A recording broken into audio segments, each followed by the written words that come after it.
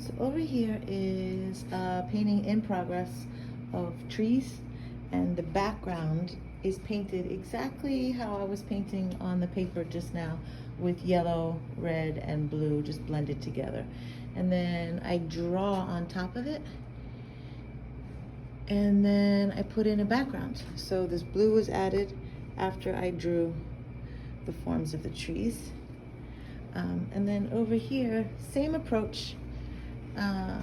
Not so much yellow, just a little bit of yellow down there, but it went from the paper at first was painted this yellow into green into blue into like a soft gray, and then into that kind of reddish crimson, and then gray up there.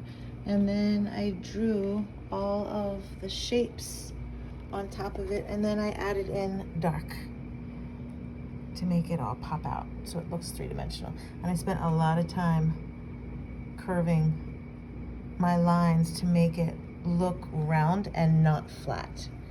Because if you don't curve your lines, like here, it's not curved, there it's not curved, it looks really flat. And here's another approach of using those colors, the yellow blending in, and then I would flip the canvas around so I would let it drip. This is with oil. So you can tell how the oil ran down depending on how I was turning it. And a lot of thinner, a lot of turpentine in here. And just letting the marks set up. And then I would sit there and turn the canvas around and around and around until I could see something. And a lot of times I see faces. So here are the faces. There are the faces.